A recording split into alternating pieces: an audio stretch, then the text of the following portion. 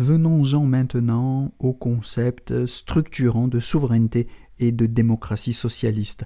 Il me semble en effet que la lecture des textes du chapitre 8 du tome 2 de la gouvernance de la Chine, chapitre 8 qui est intitulé « Démocratie socialiste », permet de mettre en avant deux concepts structurants du projet du socialisme à la chinoise. Ce sont les concepts de souveraineté, Zhuquan en chinois, qu'on définira provisoirement comme une puissance absolue de dire la loi, le fa en chinois, puissance de commander, pour parler comme Jean Bodin, sur lequel nous reviendrons, et le deuxième concept, c'est celui de démocratie, Mingzhu, qu'on définira lui aussi provisoirement comme un pouvoir exercé par le peuple ou dans l'intérêt du peuple. Renming de Li, on y reviendra, cette notion d'intérêt, Li en chinois. La notion de démocratie n'est pas étrangère au marxisme-léninisme, qui souligne que cet intérêt est défini par l'avant-garde du parti, qui a également pour fonction de guider ou d'éclairer le peuple sur les moyens efficaces de le satisfaire, de satisfaire cet intérêt.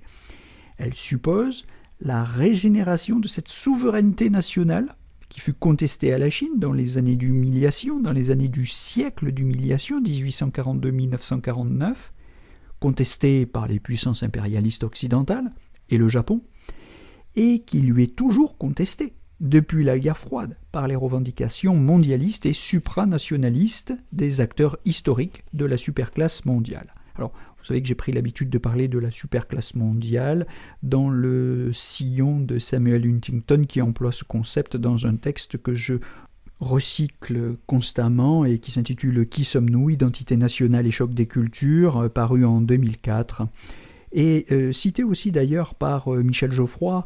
Je vous renvoie à son texte « La superclasse mondiale contre les peuples » paru en 2018.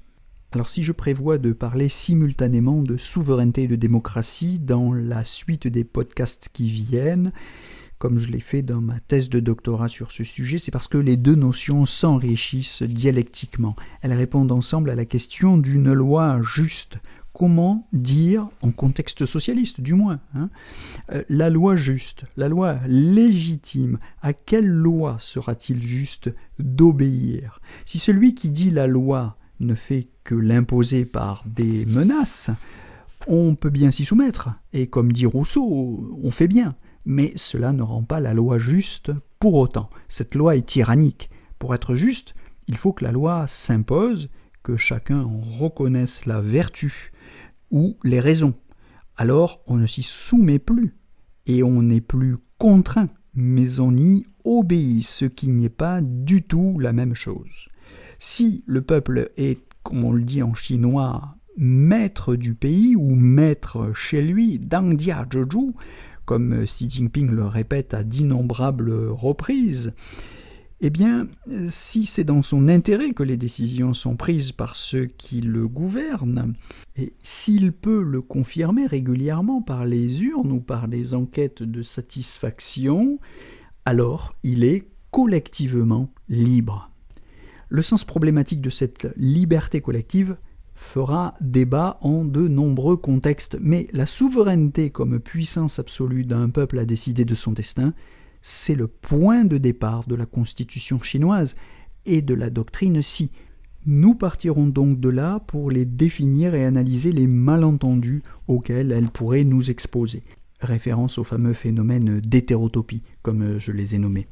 Cette conception de la souveraineté du peuple, elle est contestée par foule de discours concurrents sur les droits de l'homme et les libertés individuelles, vous ne découvrez rien, ou sur l'autonomie accrue des régions et des ethnies qui les peuplent, reconnue pourtant par les institutions internationales comme faisant partie intégrante de la Chine une, Ige Zhonghua.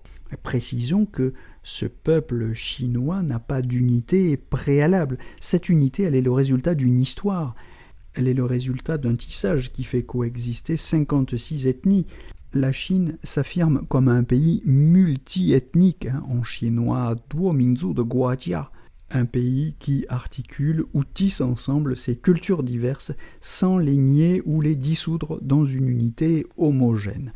Alors sur la valeur ou les références constitutionnelles de ce multi-ethnisme, je vous renvoie à l'article 4 de la Constitution chinoise. Toutes les nationalités sont égales en droit en République populaire de Chine, etc., etc.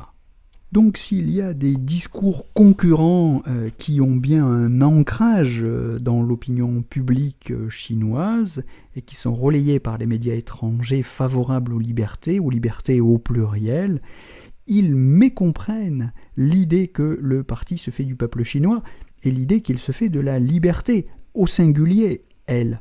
Ziyou, liberté d'ailleurs promue comme valeur fondamentale du socialisme à la chinoise. Je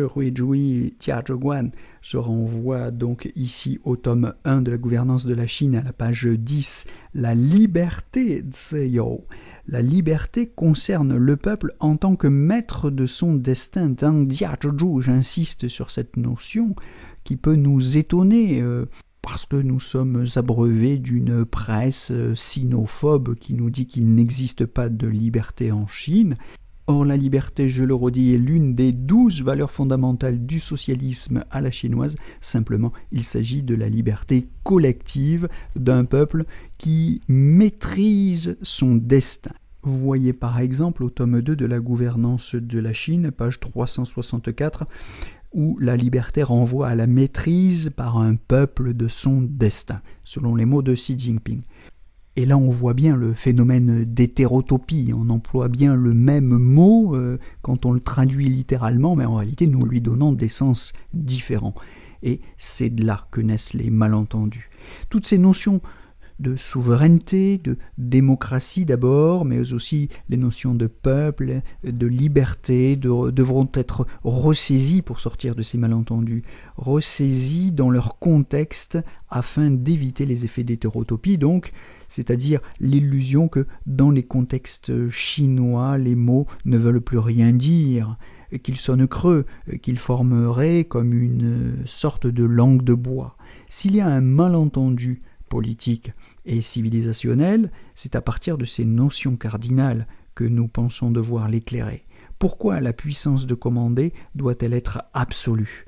En quoi cet absolutisme est-il une garantie de liberté au lieu d'être pris comme son ennemi ? Que veut dire démocratie en contexte socialiste ? Quelle place y tiennent les références aux concepts distincts de peuple, de nation et quel problème pose leur articulation originale en contexte socialiste chinois ? C'est du sens redéfini de ces notions que découlera la compréhension des problèmes et des malentendus. De la lecture des discours du chapitre 8 du tome 2 et de celui du 5 septembre 2014 en particulier, qui s'intitulait « Raffermissons notre confiance dans le régime politique du socialisme à la chinoise ». Se dégage une liste de caractéristiques essentielles qui permettent de le définir. Il souligne la valeur attribuée à la souveraineté en la référant au peuple dont elle tire sa puissance. Le mot de puissance, nous y reviendrons, il est très important aussi. Ses initiatives et sa participation accrue aux affaires politiques, aux élections, à la décision, à la gestion et au contrôle, ils sont affirmés comme des caractéristiques réelles d'une prise en considération réelle des intérêts du peuple, d'une expression libre, je cite, d'une expression libre des exigences d'intérêt du peuple. Autrement dit, elle nie être une démocratie formelle et vide, et affirme bien être une forme particulière de démocratie s'exerçant, je cite, dans l'intérêt de la grande majorité du peuple, Zui Guanda Renming de Gambang Li, selon l'expression qui revient de façon récurrente.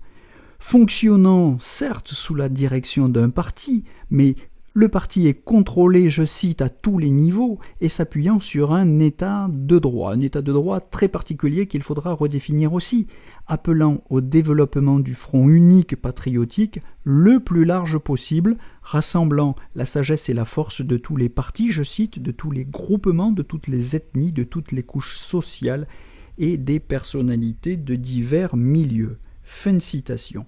Tome 2, page 359. Donc, je pense qu'on peut déplier toute l'architecture conceptuelle du socialisme à la chinoise à partir des deux notions de souveraineté et de démocratie socialiste à la chinoise, reliées ensemble par le trait d'union d'une référence omniprésente au peuple et à l'intérêt du peuple. Et c'est à une définition plus précise de ces deux concepts et des problèmes qu'ils soulèvent qu'on va s'attacher dans cette section B. section B dont le présent podcast est en quelque sorte le préalable.